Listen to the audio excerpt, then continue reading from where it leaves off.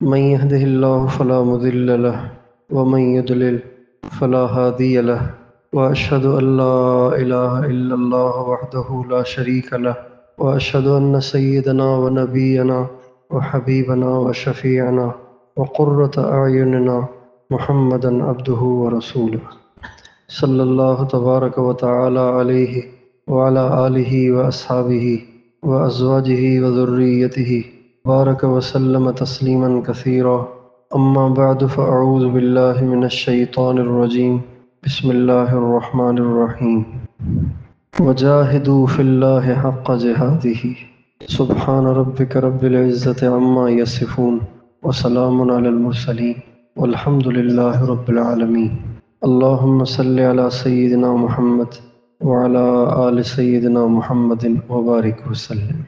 اللہ تعالیٰ نے دنیا کو دار الاسباب بنایا ہے، انسان کو محنت کا مکلف بنایا ہے۔ جتنی محنت کرے گا اتنا اس کو پھل ملے گا۔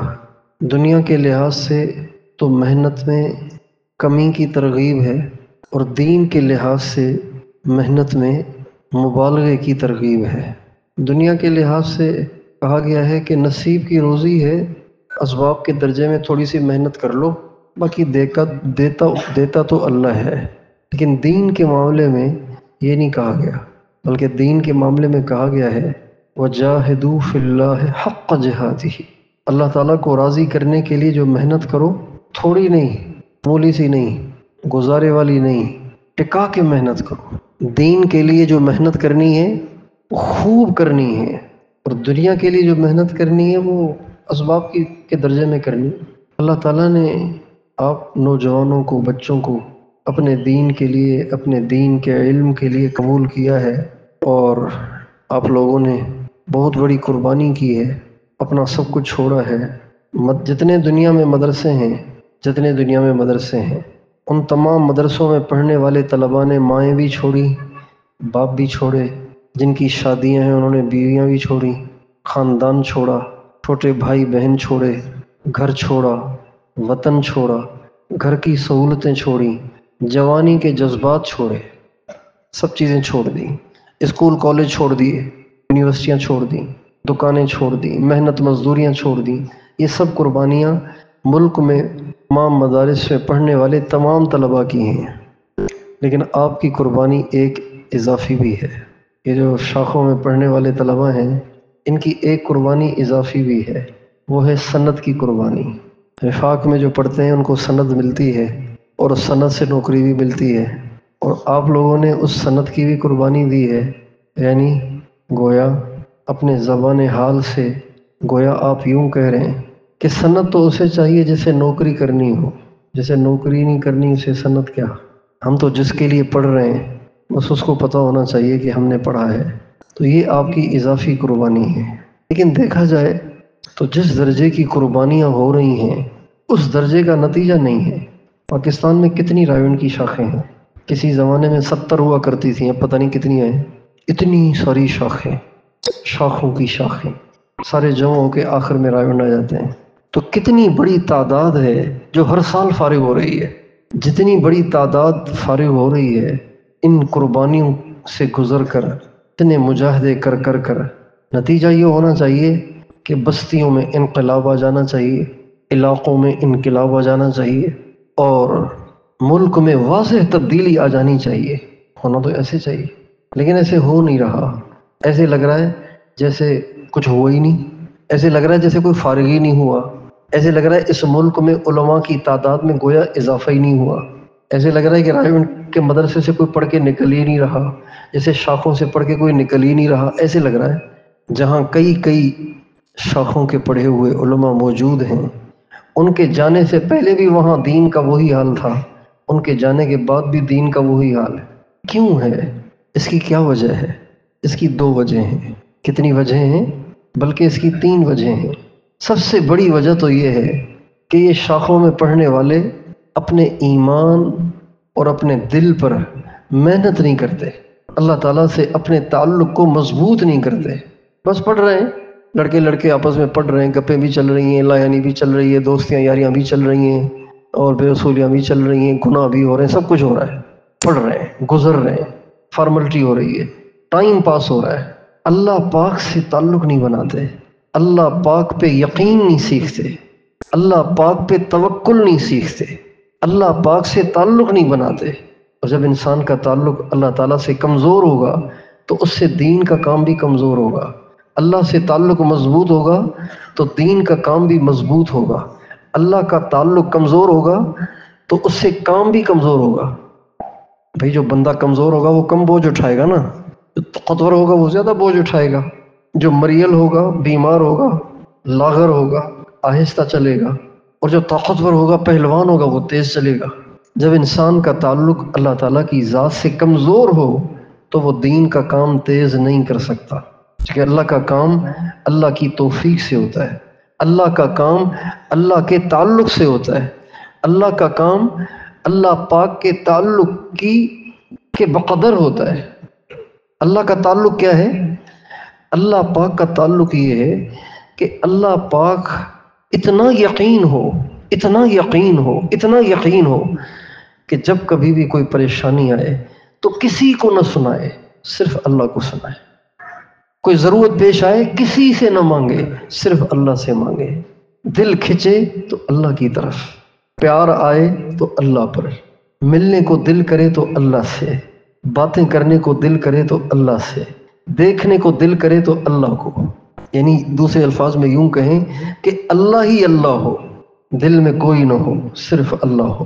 دل اللہ تعالیٰ کی محبت سے، اللہ تعالیٰ کی عظمت سے، اللہ تعالیٰ کی کبریائی سے، اللہ تعالیٰ پر یقین سے بھرا ہوا ہو، اتنا بھرا ہوا ہو کہ پھر کسی اور کی گنجائش ہی نہ ہو۔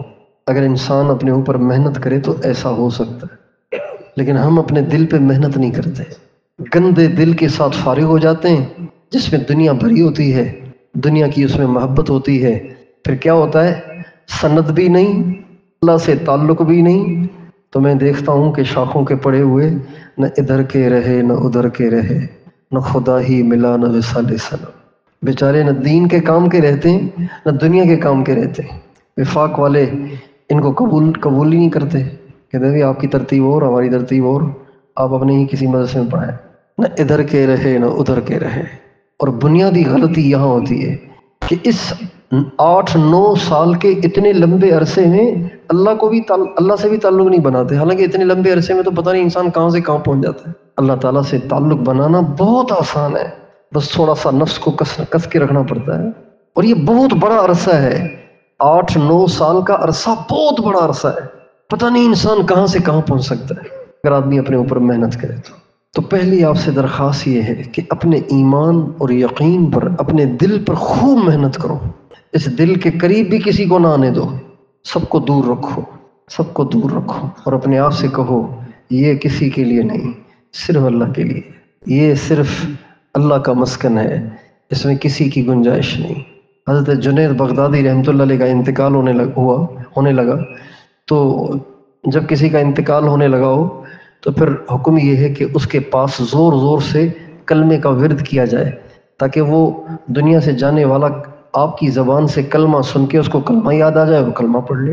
من کان آخر کلامہ لا الہ الا اللہ دخل الجنہ۔ تو حضرت جنید بغدادی رحمۃ اللہ علیہ کہ جب انتقال کا وقت آیا تو ان کے جو محبین، مریدین اور معتقدین تھے آس پاس کھڑے ہوئے تھے، تو وہ زور زور سے کلمہ پڑھنے لگے۔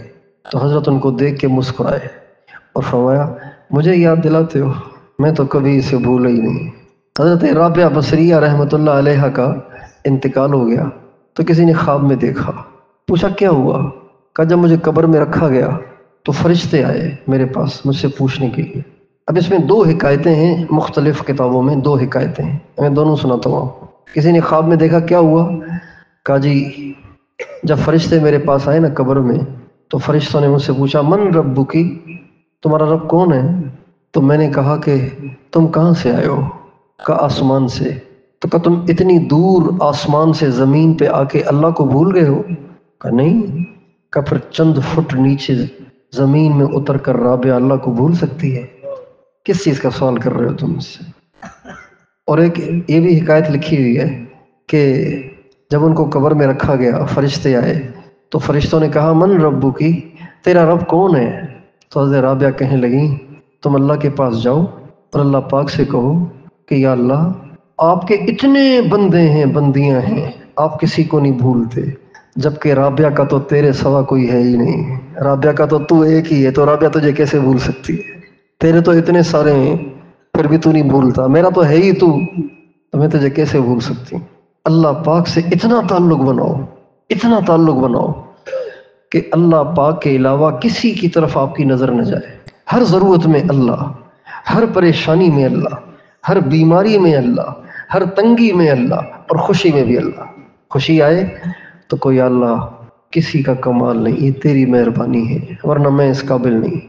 غم آئے تو کوئی اللہ تو نے بھیجا ہے، تو نے بھیجا ہے، مجھے قبول ہے، یہ غم بھی تیری نعمت ہے، خوشی بھی تیری نعمت ہے، لیکن یا اللہ تیری جو خوشی والی نعمت ہے نا وہ میرے لیے ذرا آسان ہے، اس لیے میں تیری غم والی نعمت کو برداشت نہیں کر سکتا ہوں، چونکہ کمزور بندہ ہوں، اس لیے مجھے خوشی والی نعمت ہے، عافیت والی نعمت، ہر بات میں ہر موقع پر اللہ یاد رہے، ہر کام میں نظر سیدھی اللہ کی طرف جائے، اتنا اللہ سے تعلق ہونا چاہیے، اور مخصوص صرف اللہ ہو اور کوئی نہ ہو۔ کیوں پڑھ رہے ہیں بھائی اس لیے پڑھ رہے ہیں تاکہ ہم بھی مولانا طارق امیر صاحب بن جائیں؟ ماشاءاللہ نہیں، اللہ کی رضا کے لیے پڑھ رہے ہیں۔ کوئی جانے نہ جانے، ہم تو اللہ کو راضی کرنا چاہتے ہیں، کوئی مجھے جانے نہ جانے، بس تو مجھے جانے میرے لیے کافی ہے۔ کیوں پڑھ رہے ہیں؟ علامہ بننے کے لیے۔ کیوں پڑھ رہے ہیں؟ حضرت مولانا مفتی محمد فلاں صاحب بننے کے لیے نہیں، میں تو اللہ کو خوش کرنا چاہتا ہوں بھائی، اس لیے پڑھ رہا ہوں تاکہ اللہ راضی ہو جائے۔ حضرت مولانا محمد قاسم صاحب نانوتوی رحمۃ اللہ علیہ سے کسی نے پوچھا کہ حضرت آپ کے ساتھیوں میں سے بہت سے آپ کی استعداد کے، آپ ہی جیسے، آپ ان سب سے آگے کیسے نکل گئے؟ تو فرمانے لگے وہ پڑھے محقق بننے کے لیے اور میں پڑھا صرف اللہ کو راضی کرنے کے لیے، تو اللہ نے اس میں برکت دے دی۔ پھر تو مطلوب کون ہو؟ سب بتائیے۔ مقصود کون ہو؟ معبود کون ہو؟ محبوب کون ہو؟ ہر وقت دل کی توجہ کس کی طرف ہو؟ ہر حال میں کس سے مانگنا ہے؟ اپنے دل کا دکھ کس کو سنانا ہے؟ اپنی پریشانیاں کس کو سنانی ہے؟ اللہ، کسی کو نہیں۔ اللہ پاک سے اللہ کے طالب بننا ہے، اللہ کا طالب بننا ہے، اللہ پاک سے اللہ کے غیر کا طالب نہیں بننا، اللہ پاک سے اللہ کا طالب بننا ہے۔ سچ پوچھو اس میں اتنا مزہ ہے، کچھ نہ پوچھو، اتنا اس میں مزہ ہے۔ فوراً پیسے ختم ہو گئے، امی ابو نے پیسے نہیں بھیجے، آپ یاد دلائیے گا ان کو آج رات، ابو پیسے نہیں آئے ابھی تک، ایزی لوڈ نہیں کروایا آپ نے، استاد جی میں بیمار ہوں آپ مجھے گھر بھیج دیں، وہاں اچھے ڈاکٹر ہیں میں ان کو دکھاؤں گا۔ یہ سب اللہ پاک کے غیر کو سنانے والی باتیں ہیں، یہ اللہ کو سنانی ہے۔ اللہ کو سنانے میں اتنا مزہ ہے کچھ نہ پوچھو۔ جب آپ پریشانی کے وقت اللہ کی طرف دوڑیں گے نا تو اللہ اپنی باہیں پھیلا کے آپ کو اپنے قریب کر دیں گے۔ من تقرب الی شبرا تقربت الیہ ذراعا ومن تقرب الی ذراعا تقربت الیہ باعا ومن اتانی یمشی اتیتہ ہرولا۔ کوئی تجھ سے کوئی کچھ مانگتا ہے، میں تجھ سے تجھی کو خدا مانگتا ہوں۔ کوئی تجھ سے کوئی کچھ مانگتا ہے، میں تجھ سے تجھی کو خدا مانگتا ہوں۔ کوئی مجھ سے پوچھے میں کیا چاہتا ہوں، میں اپنے خدا سے خدا مانگتا ہوں۔ وہ ہو جائے میرا میں ہو جاؤں اس کا، یہی رات دن میں دعا مانگتا ہوں۔ نہ یہ چاہتا ہوں نہ وہ چاہتا ہوں، میں اپنے خدا سے خدا چاہتا ہوں۔ یہ اپنے اوپر محنت کریں، یہ کرتے نہیں ہیں اس لیے پھر پریشان ہوتے ہیں۔ کہ محنت کیا ہے وہ آخر میں عرض کروں گا۔ چیز جو نہیں ہو رہی، جس کی وجہ سے نتیجہ نہیں نکل رہا، ایک یہ ہے۔ دوسری چیز، دوسرا جو فالٹ ہے، دوسری جو کمی ہے وہ یہ ہے کہ ہم گناہ نہیں چھوڑتے، علم پڑھ رہے ہیں گناہ نہیں چھوڑتے، دوائی کھا رہے ہیں پرہیز نہیں کر رہے، ماں چھوڑ دی، باپ چھوڑ دیا، بھائی چھوڑ دیے، بہنیں چھوڑ دی، گناہ نہیں چھوڑ رہے۔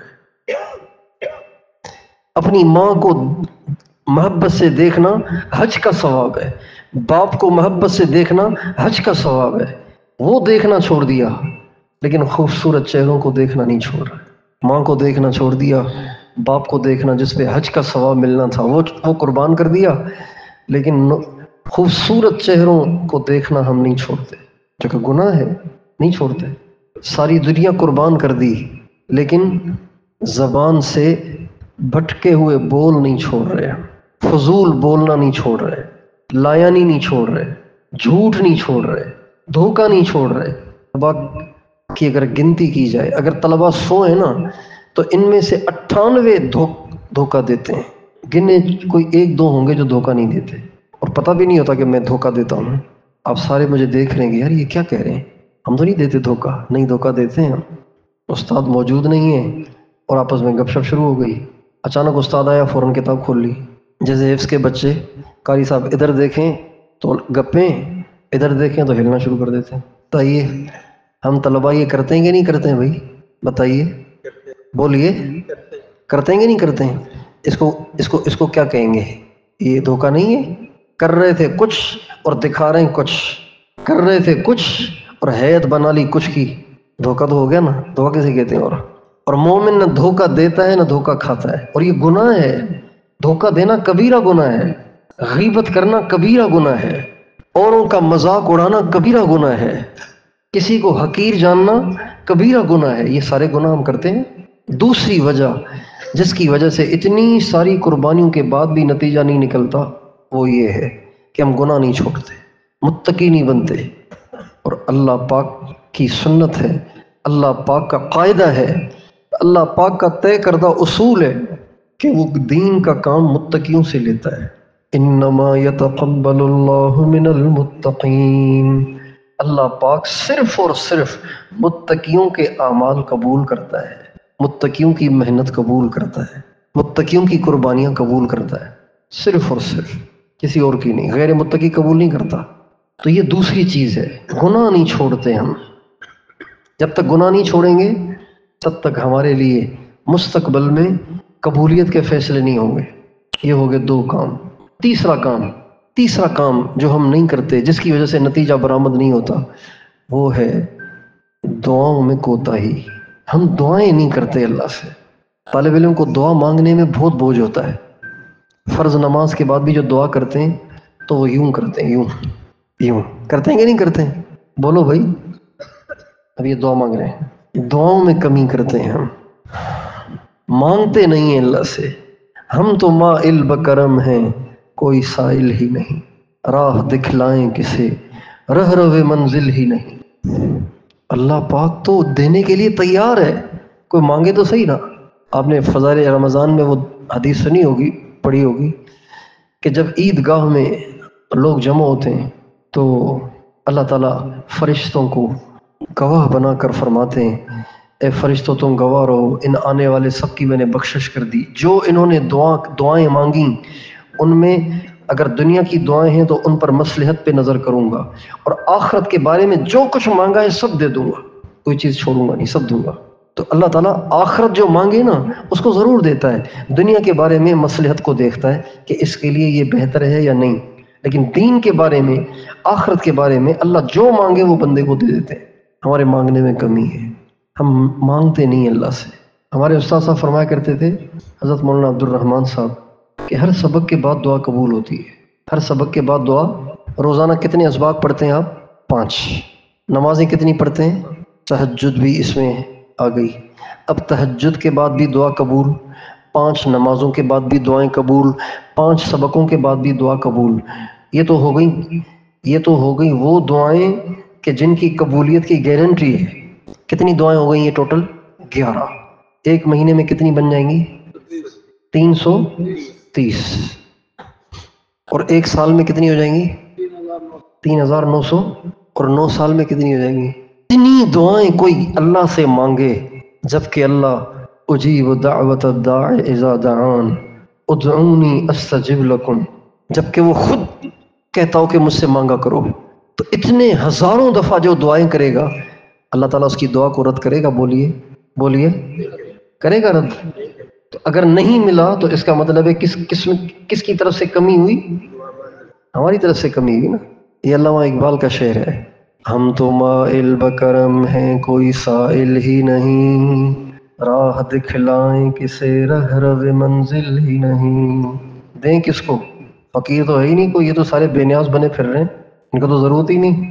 تین چیزوں کی کمی اگر ہم پوری کر لینا تو پھر یہ فارغ ہونے والے علماء سے انقلاب آ سکتا ہے، معاشرے اور ماحول میں تبدیلی آ سکتی ہے، اگر یہ تین کام ہمارے یہ طلباء کر لیا کریں تو رہیں گے انشاءاللہ۔ اب اللہ سے تعلق مضبوط کیسے ہو؟ اس کے لیے ایک کام تو یہ کریں کہ آپ روزانہ کم از کم 25 منٹ آدھا گھنٹہ اللہ کی عظمت کی دعوت دیں۔ آدھا گھنٹہ، 25 منٹ، 20 منٹ کم از کم روزانہ اللہ پاک کی عظمت اور بڑائی کی دعوت دیں کہ اللہ سے ہوتا ہے، اللہ کے علاوہ کسی سے نہیں ہوتا۔ دوائی سے شفا نہیں، شفا اللہ کے امر سے ہے۔ کھانے سے بھوک نہیں مٹتی، اللہ مٹاتے ہیں۔ پانی سے پیاس نہیں بجھتی، اللہ بجھاتے ہیں۔ یہ ساری باتیں ہمارے نبی کی ہیں، ہمارے نبی یوں فرماتے تھے، الحمدللہ الذی هو اشبعنا واروانا وانعم علینا وافضل۔ کھانے کے بعد آپ فرماتے ہیں یہ دعا جو پڑھے گا تو اس سے کھانے کا حساب نہیں ہوگا۔ اس دعا کا کیا مطلب ہے؟ اے اللہ سب احسان تیرے ہیں، ساری مہربانیاں تیری ہیں، ساری تعریفیں تیری ہیں، تو نے ہی بھوک کو مٹایا، تو نے ہی پیاس کو بجھایا، تیرا ہی احسان ہے۔ الحمدللہ الذی کسانی ھذا ورزقنی من غیر حول منی ولا قوہ۔ اے اللہ یہ کپڑے تو نے دیے، میرا اس میں کوئی کمال نہیں۔ اتنی اس کی دعوت دیں کہ دل متاثر ہو جائے۔ روزانہ آدھا گھنٹہ 20-25 منٹ یہ دعوت آپ دیں۔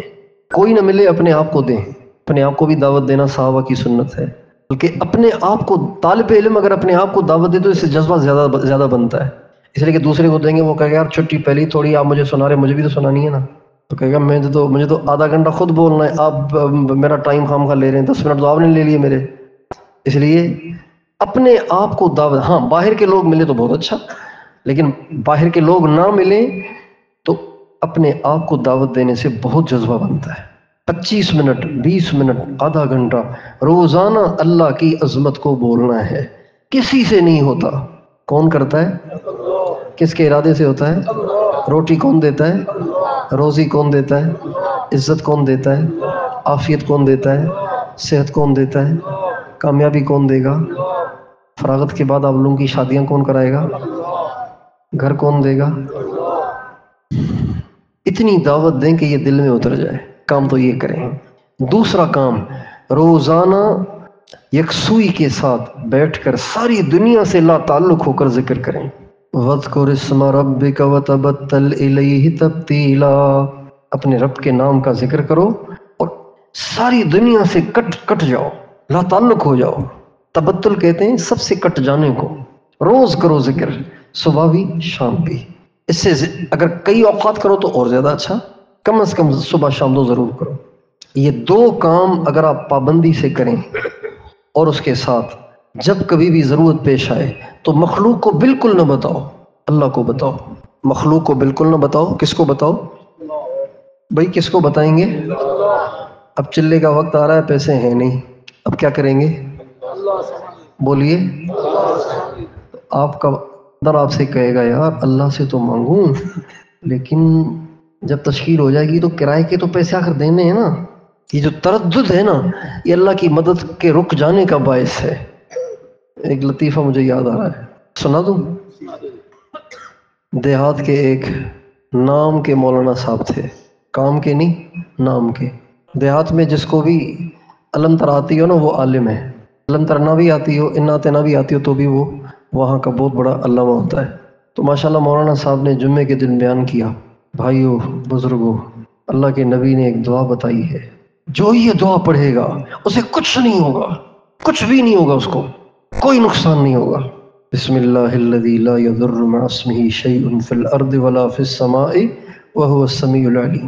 بیان ختم ہوا۔ جمعے کا سلام پھیرنے کے بعد سنتوں کے بعد ایک دیہاتی آیا، کہا حضرت جی یہ مجھے لکھ کے دے دیں گے؟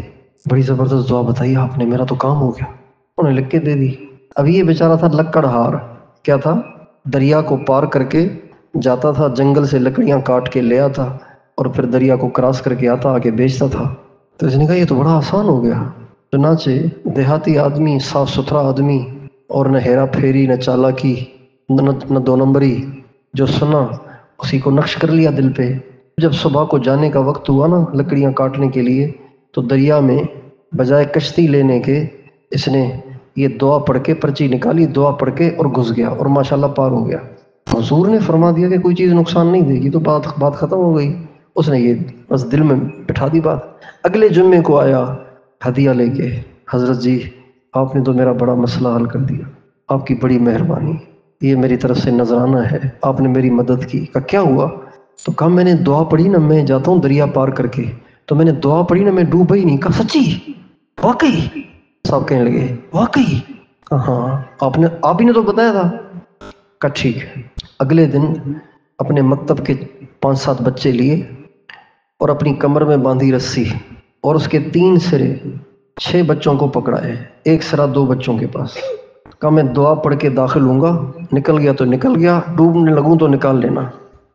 یہ جو تردد ہے نا، تردد کیسے ہوگا؟ کہیں نہ ہو تو پھر کیا ہوگا؟ یہ اللہ کی مدد کے آنے میں رکاوٹ ہے۔ یہ کیا ہے؟ اللہ کی مدد کے آنے میں یقین سے مانگو، ادعوا اللہ وانتم موقنون بالاجابہ، یقین سے مانگو کہ قبول کرے گا، کام بنائے گا، مسئلے حل کرے گا، پریشانی دور کرے گا۔ دعوت دو، یکسوئی سے ذکر کرو، اور جب حال آئے تو صرف اللہ سے مانگو، نماز پڑھ کر، دعا کر کے۔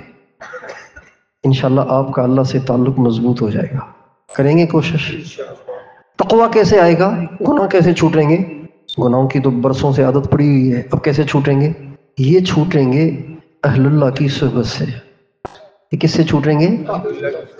فضائل اعمال میں فضائل تبلیغ کے آخری 2 صفحوں پر حضرت شیخ الحدیث مولانا محمد زکریا صاحب رحمۃ اللہ علیہ نے قرآن پاک کی آیت لکھی ہے، یا ایھا الذین آمنوا اتقوا اللہ وکونوا مع الصادقین، اے ایمان والو متقی بنو اور سچوں کے ساتھ ہو جاؤ، سچوں کی صحبت اختیار کرو۔ اس کی تفسیر میں آگے حضرت شیخ نے لکھا ہے کہ مفسرین کے نزدیک یہاں صادقین سے مراد مشائخ صوفیہ ہیں، جو ان کی چوکھٹ کے خدام میں داخل ہو جاتا ہے تو ان کی ولایت کی برکت سے اللہ تعالیٰ اس کو اپنے قرب کے درجات عطا فرماتے ہیں۔ گناہ جو چھوٹیں گے نا، وہ چھوٹیں گے اہل اللہ کی صحبت سے، اہل اللہ کے ساتھ تعلق سے۔ جتنا اہل اللہ کے آپ قریب رہیں گے، جتنا صاحب نسبت لوگوں سے تعلق مضبوط کریں گے، اتنا زیادہ آپ میں تقویٰ آئے گا، اور زندگی سے گناہ نکل کے زندگی پاک صاف ہو جائے گی۔ یہ اصول قرآن نے بتایا اور ہمارے بزرگوں نے بتایا۔ باقی تیسرا کام جو دعا ہے، وہ تو آپ کے اپنے کرنے کا کام ہے، لیکن دعا مانگنے کو دل نہ کرے تو سمجھ جاؤ کہ نظروں میں کہیں آگے پیچھے گڑبڑ ہو گئی ہے۔ انسان کی نظر بھٹکتی ہے تو دعا کی توفیق چھن جاتی ہے۔ جب آپ کے ہاتھ اٹھے ہوئے ہوں اور مضمون ذہن میں نہ آ رہا ہو، اور دل مانگنے کو نہ کر رہا ہو، طبیعت میں بیزاری اور بوجھ آ رہا ہو، تو پکی بات ہے کہ آپ کی نگاہیں بھٹکی ہوئی ہیں، آپ کو توبہ کرنی چاہیے۔